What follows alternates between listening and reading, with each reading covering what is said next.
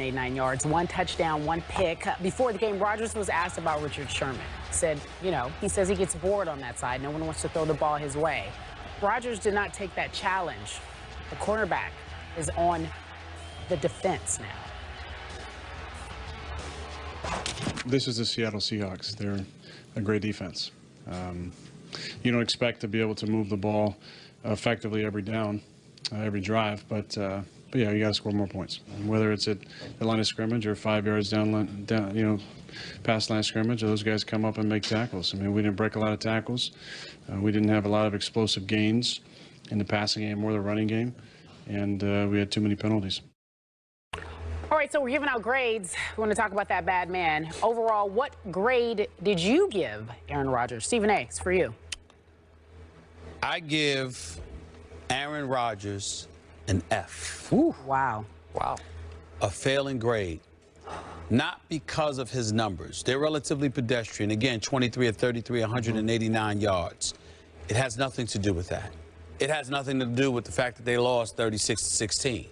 It has everything to do with the fact that the guy that I consider to be the best quarterback in the game of football, in terms of his talent, his accuracy throwing the football, his athleticism, his ability to evade and run out of the pocket and move the chains, I think as a quarterback, he is the total package. And I saw a guy that I consider to be the best quarterback in the game run away from Richard Sherman. Not one attempt. Not one. Not one to the right side of the field where Richard Sherman is on that island. Not one attempt. Nothing. I do not want to hear about Mike McCarthy, the head coach, calling the plays. I don't want to hear it. Aaron Rodgers is the best quarterback. I consider him the best. Others would say he's one of the best. You go up to your coach and you talk about how you want to be a bit versatile. You want to open the field up. You want to sit in, you want to go. You don't want to be limited to anything. And Skip, I bring baseball into the equation as a comparison. If Barry Bonds, who you covered, if Barry Bonds, the great Barry Bonds, was at the plate, and you, as I have seen him intentionally walked on many occasions. Many occasions. You ever saw Randy Johnson intentionally walk him? Could you imagine Roger Clemens walking him? Would you think about the elite pitchers in the history of the game of baseball intentionally walking an elite hitter? No, because this is what it's all about, baby. And I'm looking at Richard Sherman over there. He's been telling everybody he's one of the best. He validated it last year. He deserves every penny of what he got in the offseason with his $57 million contract. He still hasn't changed. He's still there, all right, on the left side of the defense for the Seattle Seahawks, daring you to come his way, telling the world he's bored, telling the world he wants to be challenged. And the best, in my opinion, is coming to town and doesn't even look at you for the entire night. Now, I understand there's only 26 minutes of offense that the Green Bay Packers had in terms of times of possession. Had about 8 penalties for 65 yards. I get all of that. But I just looked at Aaron Rodgers and I was like, really? I cannot believe, and I don't believe that would have happened with Tom Brady. I do not believe. I think Peyton Manning tried. He just wasn't successful. I thought when New England lost to Seattle a couple of years ago, Tom Brady tried. He just wasn't successful. Yep. Aaron Rodgers did not throw one pass in Richard Sherman's direction. And to me, that is just, and we all know how I feel about Aaron Rodgers. Yes, you love him. Right? That is just cowardly. Okay. Oof. That's just a strong word. And listen. I watch the game. I've been watching the game all my life, but I don't sit here and pretend to be some aficionado. I understand that Mike McCarthy and Aaron Rodgers have more knowledge about football in their pinky than I do. But I know what I saw. Okay. And it was cowardly I know Mike McCarthy calls it, and I know he had a lot to do with it, but you are Aaron Rodgers. If you went over to that coach and told him he wanted to attack, he would have done it. I'm putting this on Aaron Rodgers, man. It's a flat-out F. I was very disappointed. Well, we weren't going to bring up this tweet, but since he went there and he gave Aaron Rodgers an F, we got to talk about the tweet Richard Sherman just sent out. Well, not just, but about 8 hours ago. It said, when you are great, you make your opponent adjust to you. You don't adjust to suit them. Again, when you are great, you make your opponent adjust to you. You don't adjust to suit them. And by the way, that quote is a slight paraphrase of a quote in Tim Grover's book, Relentless. So I'm pretty sure, because I know that they were all the defense was given those books, Relentless, this year. So I'm assuming Richard read the book because it's a great book. So it's a paraphrase, but it's a powerful paraphrase of that quote. And look, I kid you about Aaron Rodgers, but I'm going to be serious now. He's clearly in my top 4 quarterbacks. And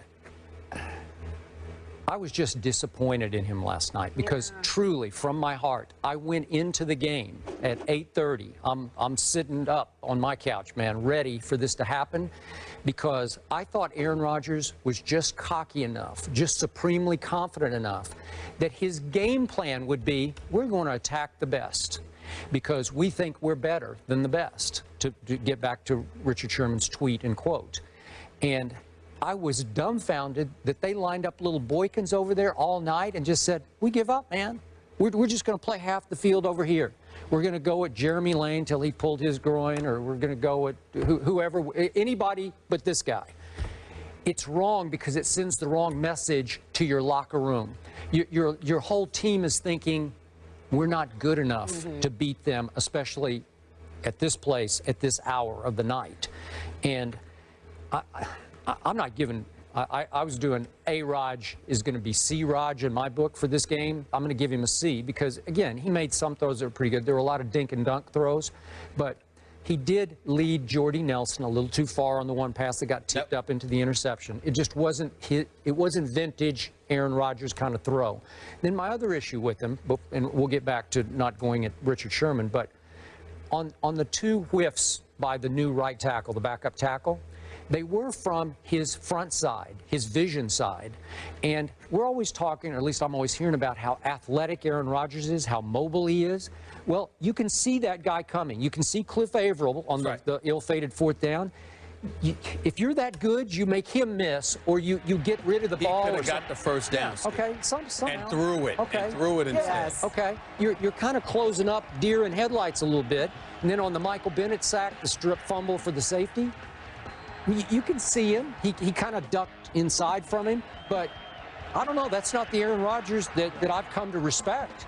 I just thought it was a poor performance on his part, but I'm going to give him a C because he did some good things. But the reason why I refuse to give him the C is that, like you said, Aaron Rodgers making a couple of terrific throws is par for the course. Yeah. I mean, this is what he does. Yeah. And if he had a bad game, so what? He had a bad game. I'd sit here, Skip, and say he had a bad game. That's all. But the reason why I give the F is because one of the best in the game in the eyes of many, the best in the game in my eyes, didn't even try to challenge the best on the opposite side of the ball. I mean, that's a big, big deal to me. One of the reasons why, listen, we talk about Marshawn Lynch, okay? But they talk about beast mode when they mention Marshawn Lynch. You know what beast mode really, really means? I'm coming. I'm coming. It doesn't matter who's on the opposite side of the ball. I'm coming. Get ready, because trust you me, I'm not scared. You better get ready. I'm coming with it. And to me, it's like that was the first time in my career of talking about Aaron Rodgers that I sat there and I said, I can't call him the bad man. Yeah. I couldn't believe what I was watching. I'm like, you're not even going to challenge Richard Sherman? You're not going to try? What do you have to lose? What do you have to lose? I mean, it's a 17-10 game at the half. You lucky they didn't score to end the half, and then they got the ball first in the second half. They could have put the game away. You stopped them on both possessions. You still had an opportunity to make things happen. But it's like, listen, I just looked at it and I said, my Lord, man, I expect this. I've never in my wildest dreams thought that I would see Aaron Rodgers and Mike McCarthy scared to attack a complete side of a field. I never thought in my wildest dreams I would see that. Last quick point. Who was the greatest cornerback ever in everybody's estimation? Prime time. Thank you very much. Prime time. The most fascinating game I ever witnessed and also attended was the NFC Championship game at the end of the 1994 season at San Francisco. That's right, when Jerry the Cowboys, Rice. No, but the Cowboys fell behind 21-0 and had to throw it at Deion. Michael Irvin versus Deion Sanders, best friends. head-to-head, nose-to-nose, and Aikman just said, I'm going to throw it to him every time. And guess what? Yep. Michael won a bunch of the battles. Deion won his share. But the Dallas Cowboys almost came back and won the football game because they just said, we are going to go at the greatest because we think our guy's pretty good too, Michael Irvin. Right. Okay. Oh, you talking about when Dallas lost the NFC Championship? Yeah, they lost, but they almost. That is Barry Switzer's first year. Thank you. But again, that was greatness against greatness. Right. Do they not think? But let me tell you what. But let me tell you why. And that brings up something because I might have dropped the ball here. I can't just blame Aaron Rodgers now. I got to look at the receivers too. Okay. Because let me tell you something. When you think about Michael Irvin, you trying to tell me that Michael Irvin didn't go to Switzer and then go to Aikman? Throw me the damn ball. Yeah. Throw me the damn. You know how Michael Irvin is. You think Jordy Nelson did that last night? No, I don't. No, he didn't do it. Did he get paid this year?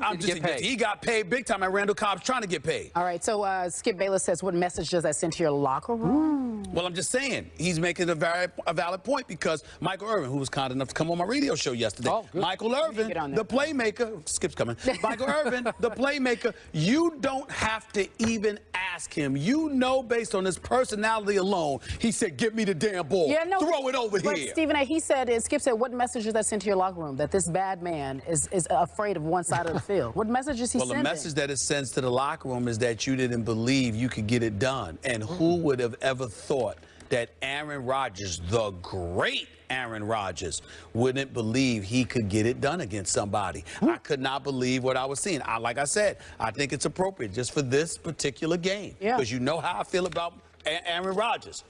But it was very cowardly of him not to attack Richard Sherman. Friend of our show, Bobby Wagner says everyone's afraid. Yeah, they do. It's looking. And by the way, I can't wait to hear Darren Woodson's take on this later in the show. We will discuss this again, why, in fact, the greatest, the baddest man decided